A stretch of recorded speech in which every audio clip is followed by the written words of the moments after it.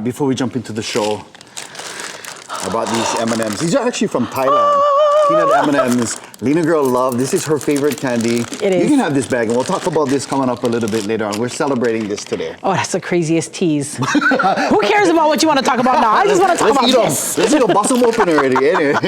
Do you know the different sizes for Starbucks drinks? Oh, okay. I don't drink coffee, but I do drink hot chocolate.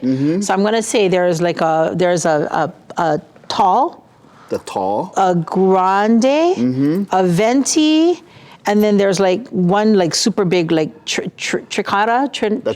Trenta. That's 30 ounces. Yeah. I know it's a big one. It's the big one. Well, Yeah. you know, as size matters when it comes to the drinks. And Dunkin' Donuts, they're going big, sis. Like bigger than those. Wait, what's the scoops? Well, take a look at their new 48-ounce bucket.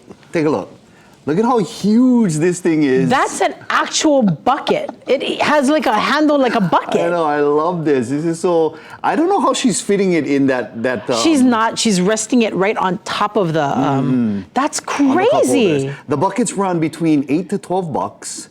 And they're only available in 2 states. Hawaii is not one of them. Aww. It's Massachusetts and New Hampshire right now. The bucket can be filled with iced coffee, iced lattes, or they have their refreshers. You know, if you don't drink coffee like you, they got the blueberry cobbler iced tea, or you know, the strawberry dragon fruit lemonade refresher. Yes, the lemonades. And woo. man, that is so big. I would grumble about not being able. There's no place in the car to put it, that's the except for in the complaint. lap of the person next to you, who'll probably be sipping it while I'm trying to drive. So I don't want that. You know? Well, you know, if you drink that whole thing and you're stuck in traffic, oh, that's the worst. You better wear Depends that day. You know, if you're going to stop at Dunkin', you know, stop at CVS or Long's first. You know? But you can take it on the bus, right? Yeah, because you know, we used to ride the bus. I remember we used to see people set up like Tupperware on the seat next to them. Remember that one time we saw the guy, he literally stood in front of Lina girl and myself, and he started doing pull-ups on the bar. We're like, what is going on? We're tripping multitasking. Okay, well, let's stay on the bus for just a little bit, because there's a new proposal that would create buffer zones around the Oahu bus stops. For what? Well, what's the scoops? Okay, well, a state lawmaker has introduced a bill that would create these so-called buffer zones aimed at preventing houseless residents from sleeping at bus stops or storing belongings there. You know, it kind of makes sense as you're looking at that video right there, because if the bus is blocked, hard to get on or off, right? Especially when you're trying to juggle that big Dunkin' Donuts coffee bucket. That's kind of rough. But you know, I mean, again, if you're trying to sit and wait for the bus, it's hard. It's difficult if someone is actually living there. I've actually seen one auntie who was a bus driver open the door and scold somebody that was sleeping on the bus, the bench. You know, be courteous. Yeah, get off. So if this becomes law, how is HPD going to enforce this? Well, first, violators would receive a warning, then a citation.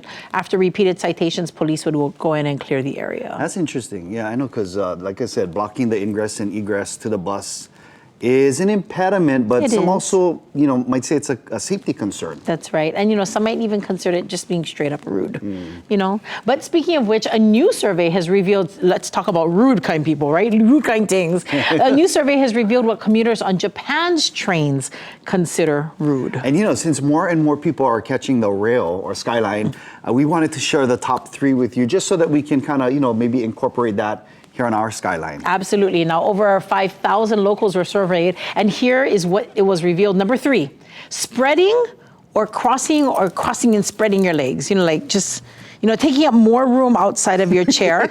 You know, like some brothers, they get the man spread, right? And they just, their legs go into the other spaces in the chairs next to you. Yeah, and even when you cross your legs, you know, your knee. Yeah, your ankle up above your knee. Could be jumping into the next person. Yeah. And then number 2, you know, the Japanese, they have a very low tolerance for tourists who are carrying large suitcases or bags. They're just, you know, being inconvenient and in the way of others. Yeah. You know, I mean, again, it's a very polite society. And I think that these are things that we should adopt, you know, especially when, you know, there's a passenger, but you got your big old suitcase on the chair. Not cool. Somebody should be sitting there. This is why I love in Japan, they have the taku bin, where you can just drop your luggage off at like 7-Eleven or wherever they have the Yamato signs. Oh. And then you can drop your luggage off over there, and they will actually take it to the location, your hotel or your Airbnb. It's so super cool. We know something like that, though. No, not yet. We drop our luggage off and bye-bye.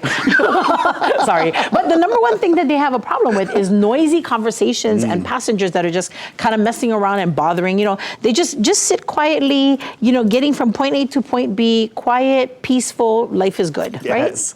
Other honorable mentions, strong scents like perfume, strong perfume, passengers standing near the door without moving. When Get it out of the opens. way. Yeah, leaving trash or coughing. Pick up your Opala and, cover your mouth. Exactly.